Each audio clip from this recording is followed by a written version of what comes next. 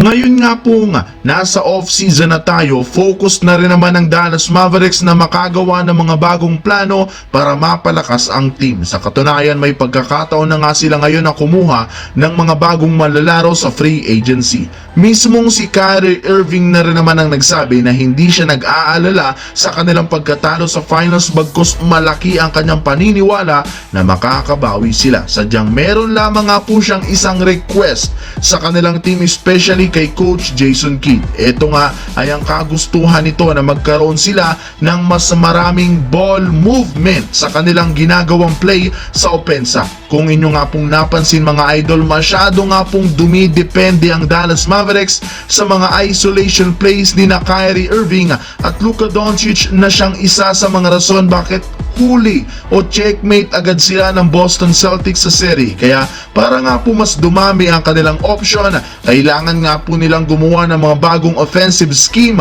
upang sa ganon hindi agad sila mabasa ng kalaban. Sa ganyang paraan, mas magiging madali para sa kanila na makabalik sa NBA Finals. Samantala mga idol, sinamantala ng Sacramento Kings ang pinakabagong rules gayong ilang araw pa lang matapos ang finals at bago official nang magbukas ang free agency.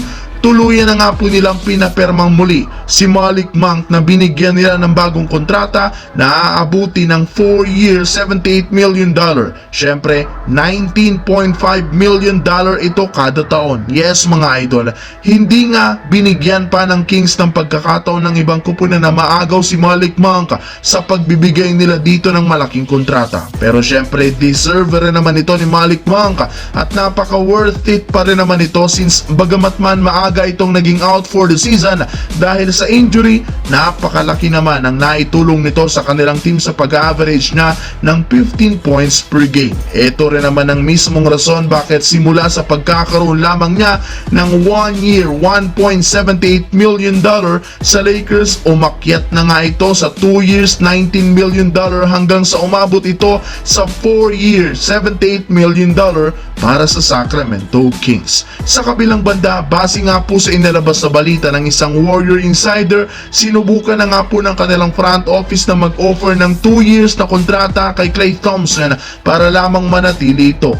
Ang problema, agad rin naman nga itong tinanggihan ng kampo ni Klay Thompson since mas gusto nga nito makakuha ng 3-year contract which is hindi kayang ibigay ng kanilang prangkisa. Kaya mukhang nangangamoy kailangan nga talaga ng kanilang team na bitawan na si Klay Thompson at maghanap na lamang ng bagong shooter na ipangpapalit sa kanya. Marami rin naman nga pong available ngayon na legit shooting guard ang posisyon na kayang kunin ng trabaho ni Klay Thompson kagaya ni Kentavious Caldwell-Pope na inaasahang magiging isa ng ganap na free agent gayong balak nga nitong tanggihan ang kanyang player option sa Denver Nuggets. At ang maganda pa dyan, mismong Nuggets na rin naman ang nagsabi hindi nga po nila kakayaning ibigay ang hinihingi nitong kontrata ngayon dahil dyan isang malaking oportunidad ito para sa Denver Nuggets na maagaw si Kentavious Caldwell-Pope.